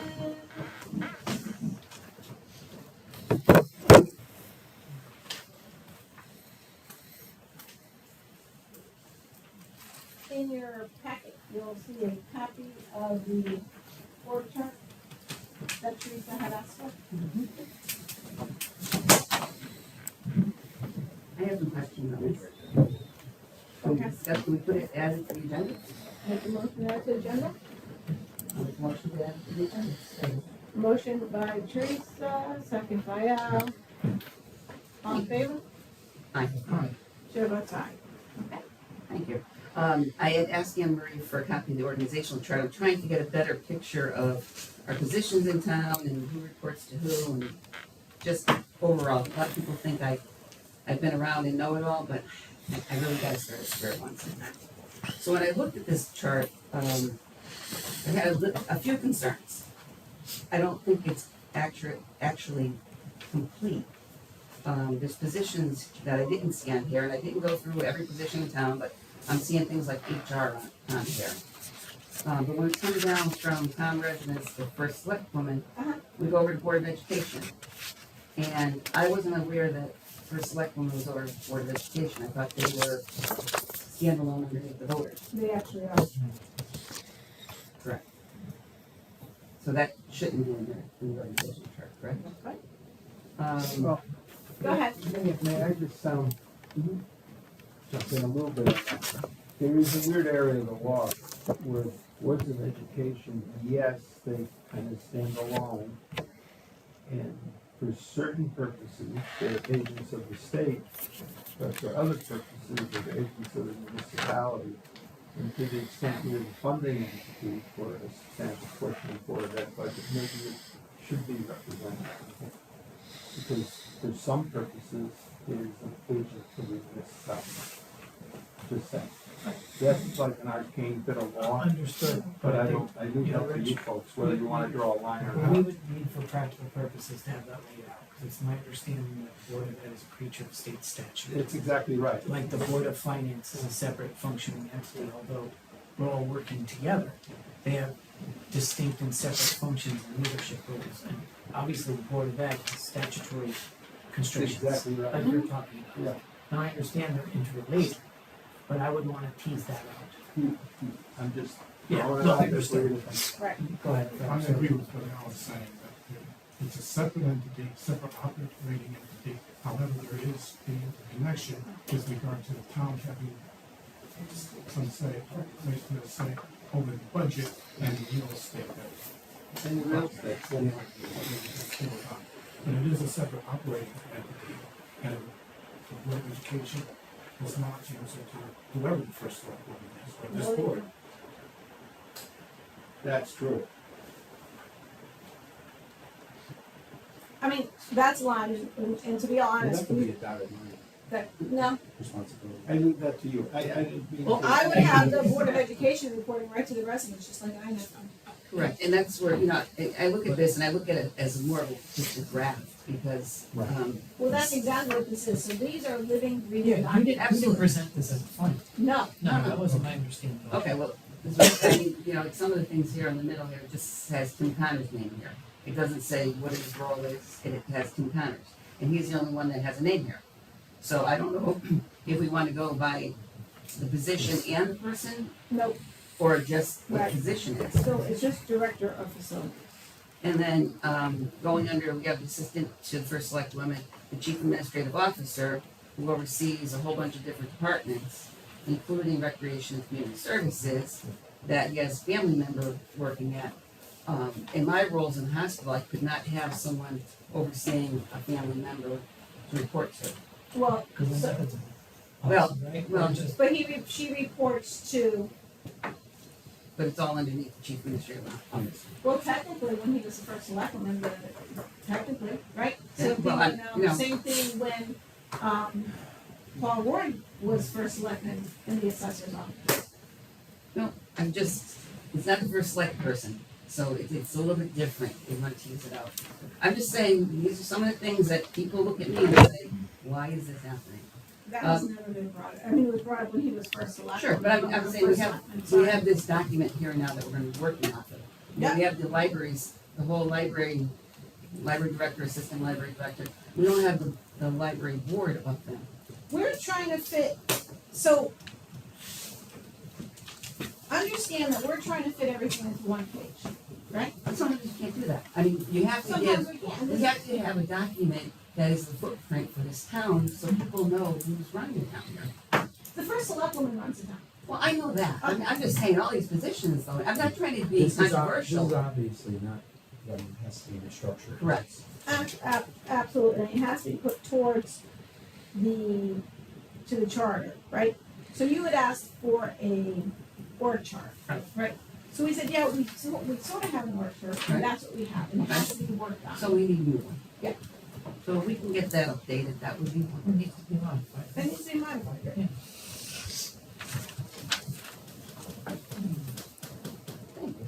You're welcome.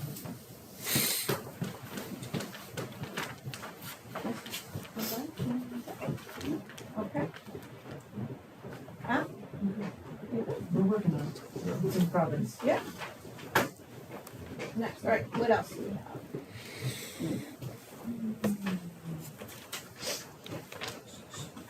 Public comment, is there any public comment? Come on up, state your name and address for the record, please.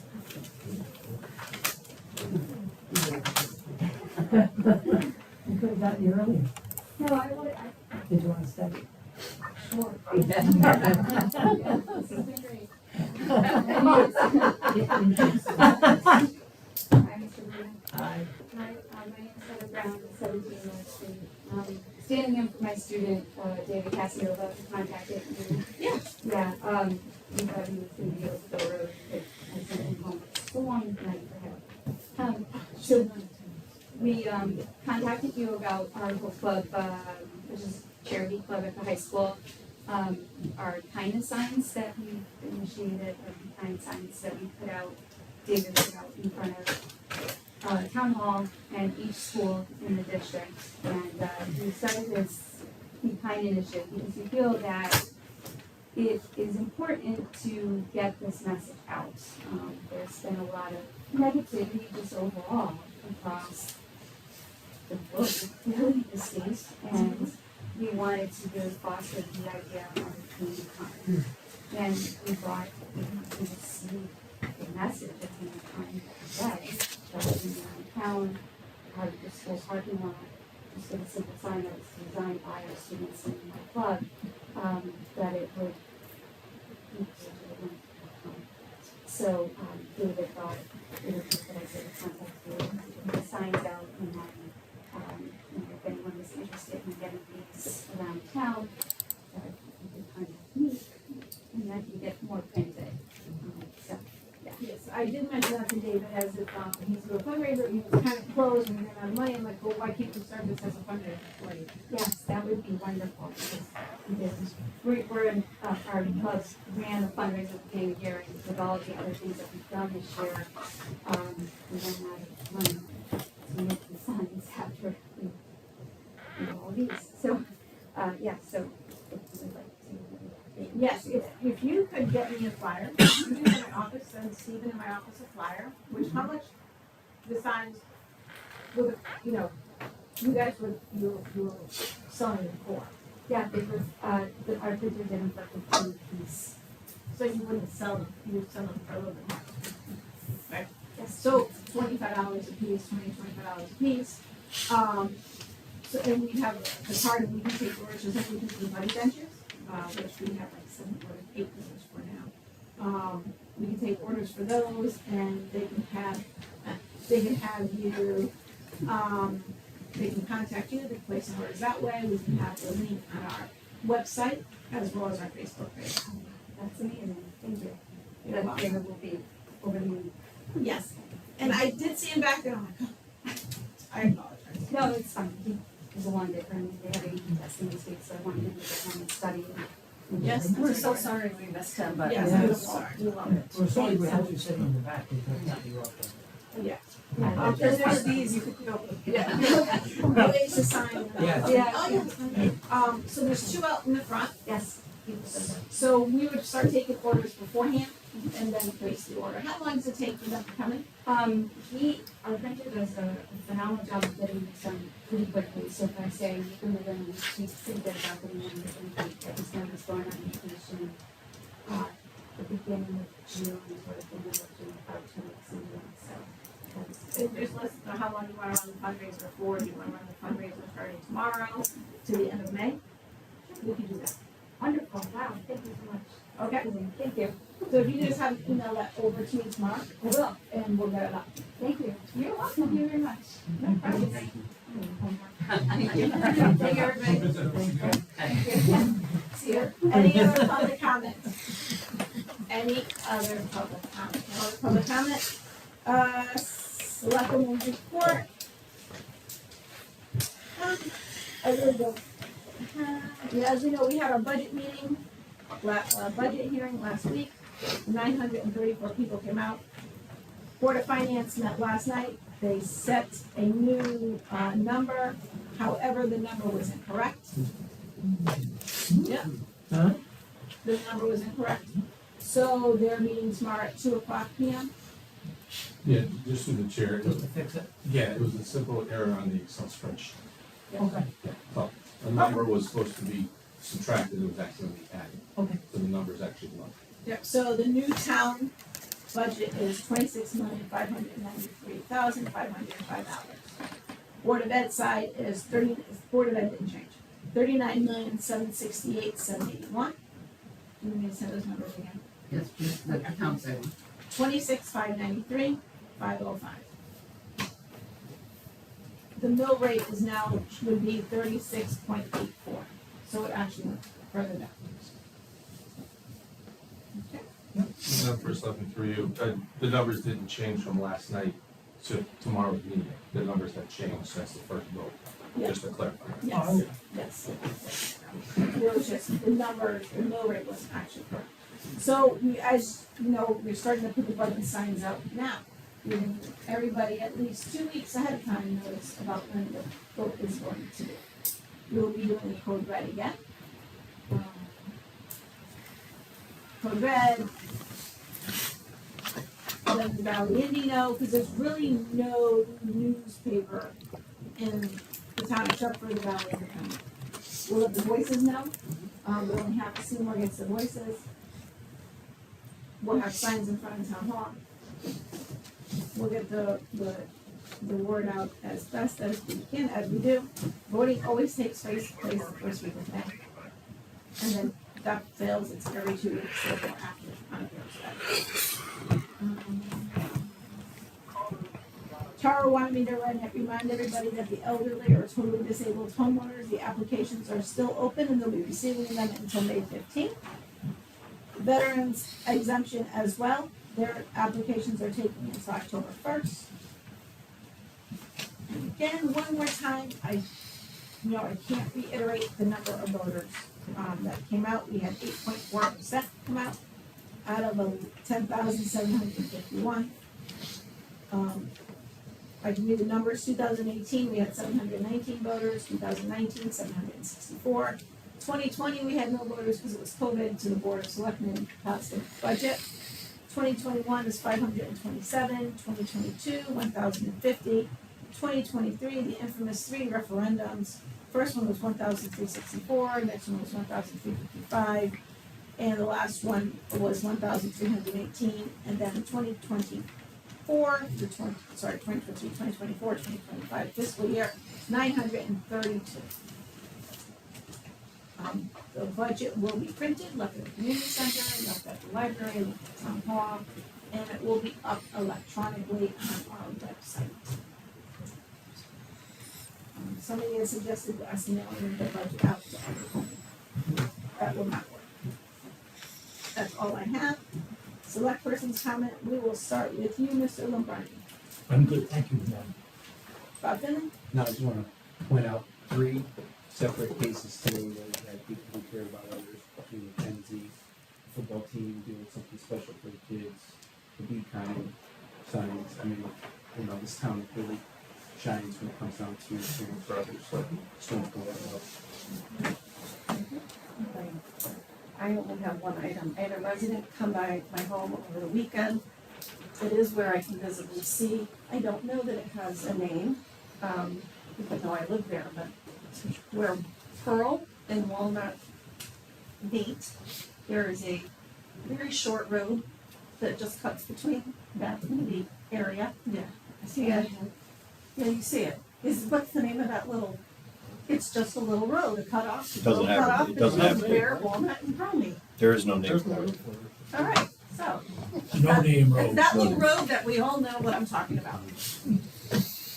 Are there any She- houses on it?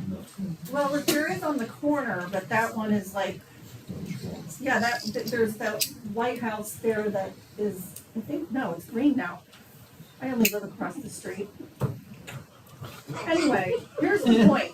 She lives somewhere over there, and I don't know who this woman is, but she was walking her dog and stopped at my house because she thought Alex could fix this. And I said, well, Alex is a custodian, but I'm on the board of selectmen. What's the problem?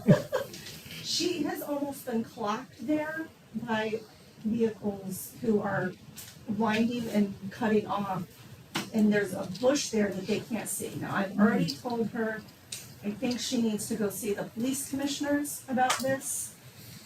But in just standing where I was, where she was pointed and looking, there's a very big bush that I think is blocking a view. So I'm bringing it up here because she asked me to, and that's my job. Well, line of sight to Public Works or the police department, we'll bring it up to both of them tomorrow. Chris Evans will be out there tomorrow with a chainsaw. Thank you. No, Tom would hit that power wagon to it. The street with no name. With no name, take that brush out. Come on.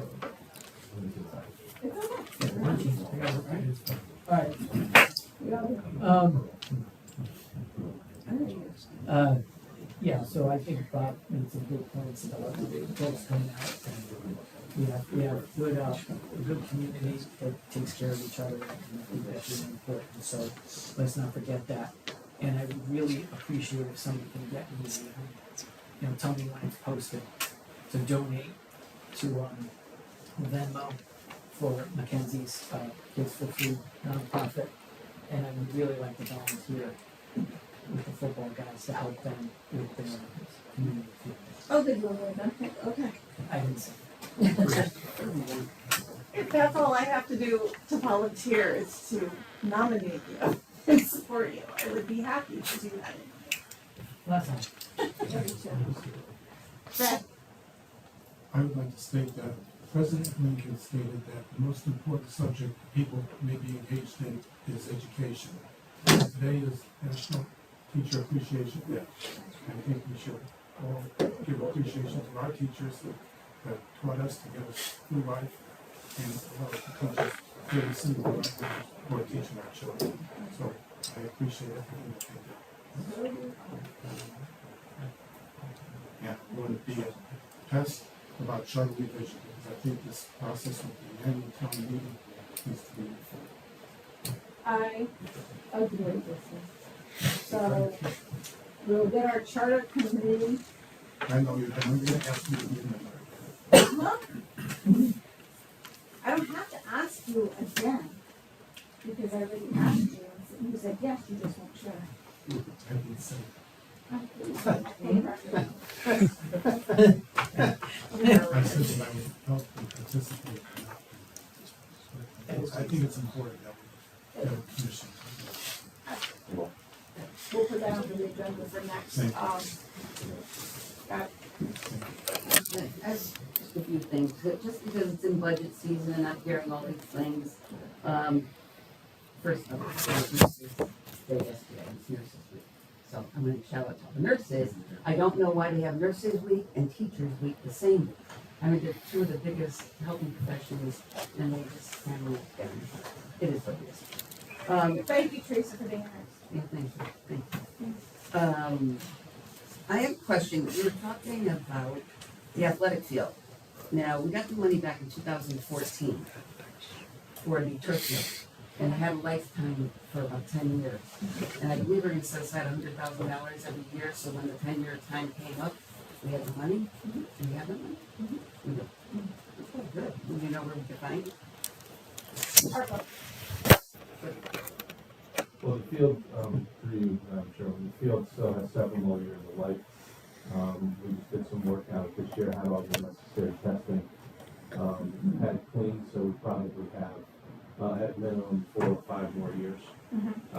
point, we would just be needing to replace the carpet, not the entire substructure of the field.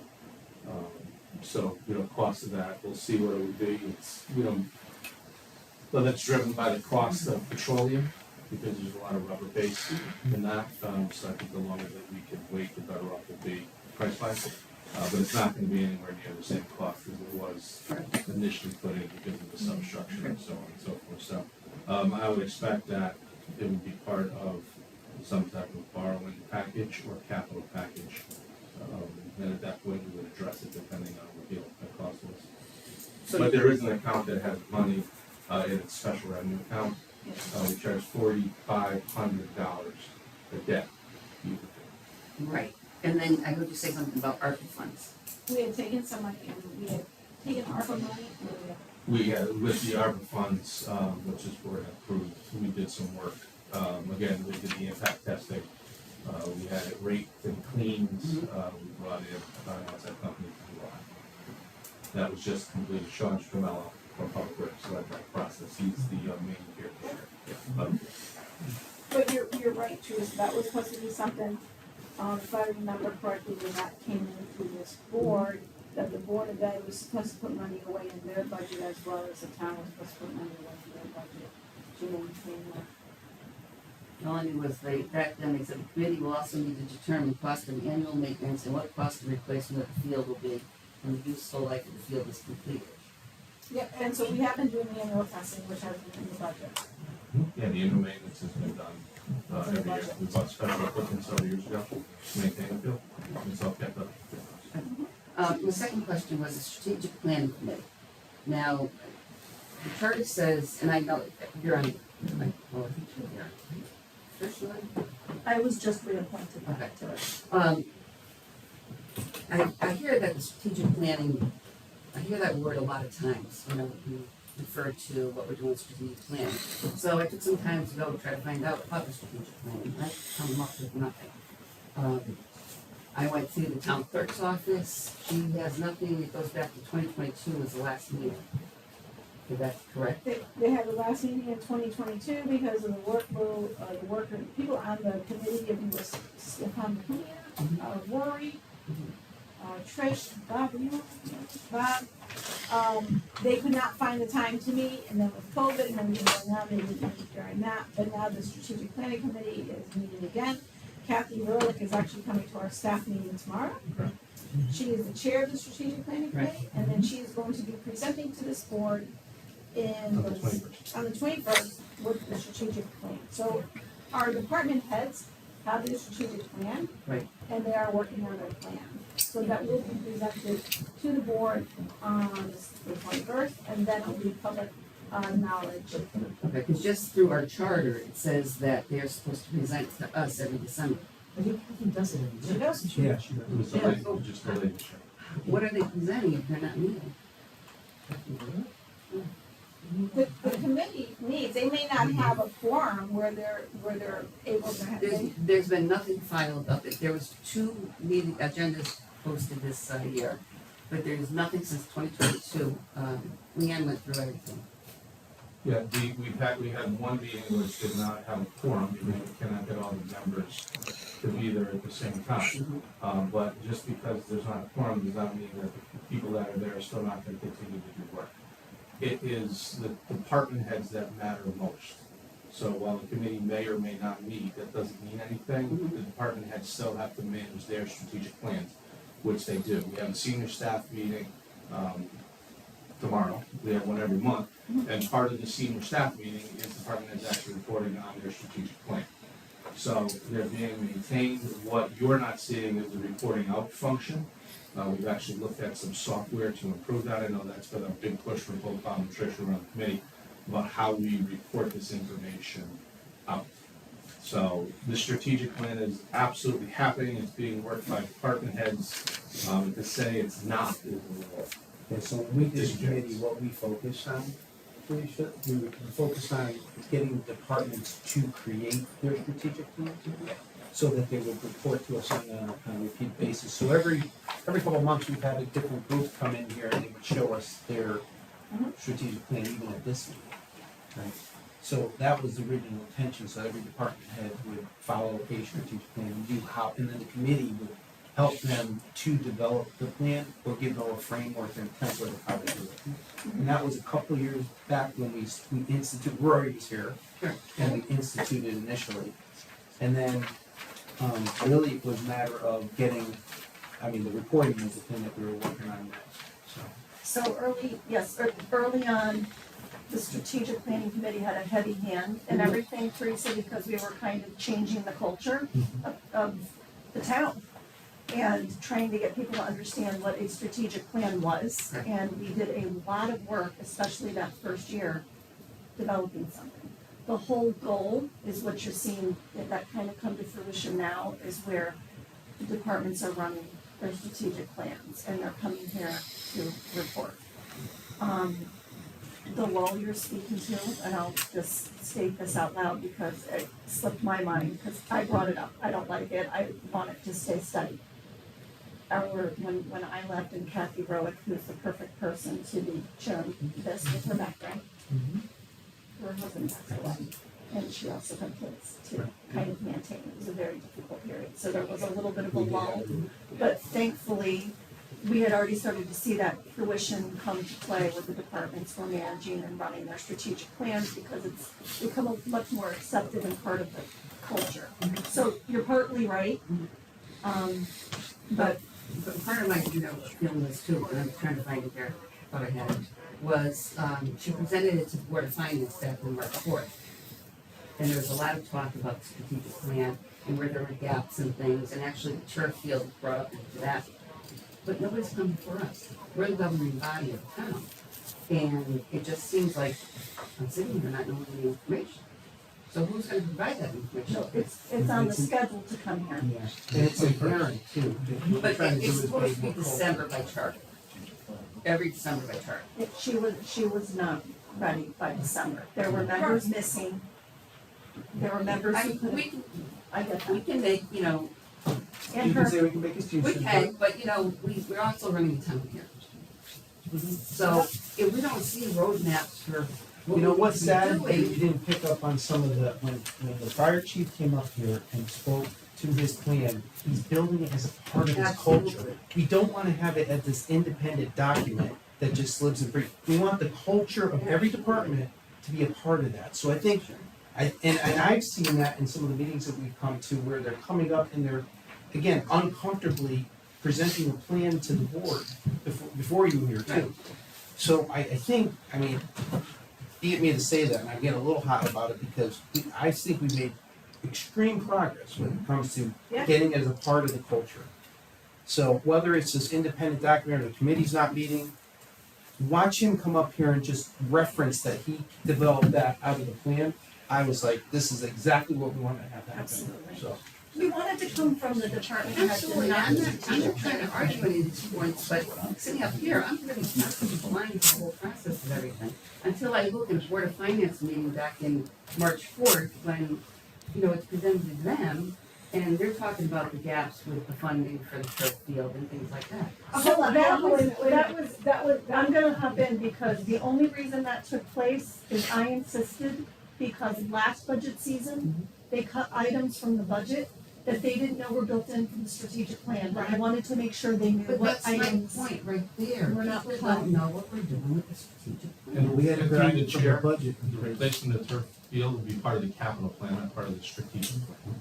And they're two different things. Correct. So, Thank you. Well, they brought it up in their strategic plan, so. well, it's two different, just to be clear though, it's two completely different things. What the chief presented tonight was his capital plan. Correct.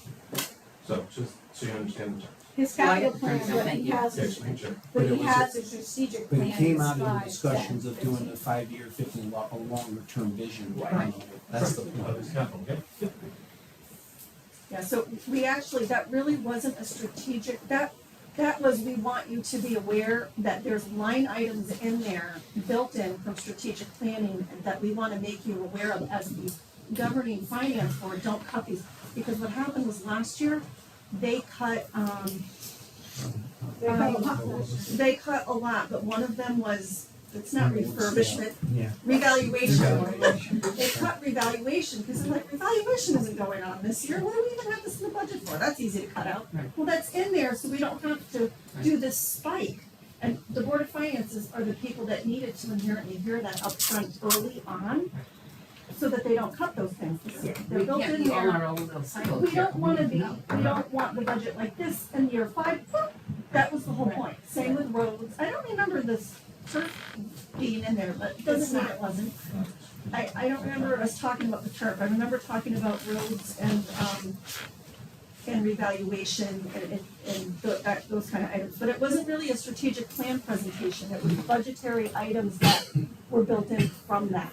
But I agree with you, if it's there and we're supposed to meet every December, we should, considering Kathy's personal situation last year and the fact that we have been seeing what's supposed to happen with the departments inherently running their plans, which has been the goal all along, because they're working here and running the plans and overseeing it, not the committee. We're just making sure that that stays as a part of the culture. But I do understand what you're saying. Well, I'm just gonna put this out there and then we can. This is just from the Board of Finance on that March 4th. Richard Demko asked some questions, and the answers were turf replacement at the high school. This is a safety issue. We can get sued if someone gets hurt and it wasn't properly maintained and replaced. This is in the minutes. Town building repair fund. Our buildings are old, even when repaired, we need to keep money there, something like that. So, Anne Marie said that the turf replacement was also cut from the budget. We were able to use ARPA funds for that, but won't be able to do it next time.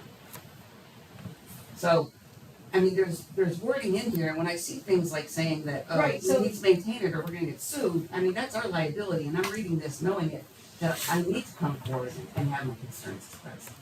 And they're valid concerns, and no one is saying they're not valid concerns. However, like you said, you're taking it from the minutes, right?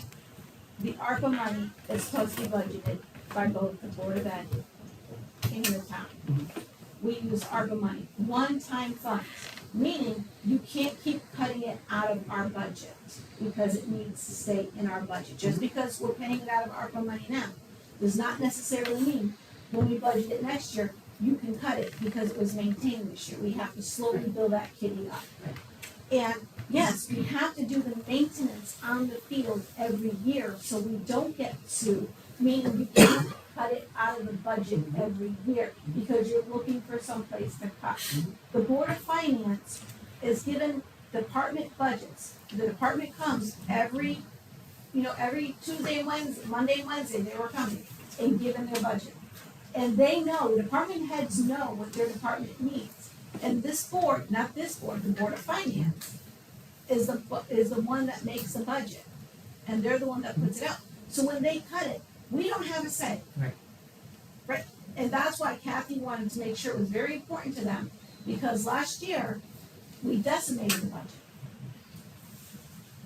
And she wanted to make sure that it was not decimated again this year. That's why. Okay. Through you, Madam Chair, as part of correspondence to the next meeting, we'll provide all the safety reports that were done on the field. Okay. So that'll be a path. It's a general course of action, but we will provide that for the board, since the board has to, without any problem. Got it? I'm good. Okay, with that, I make a motion to adjourn. So moved.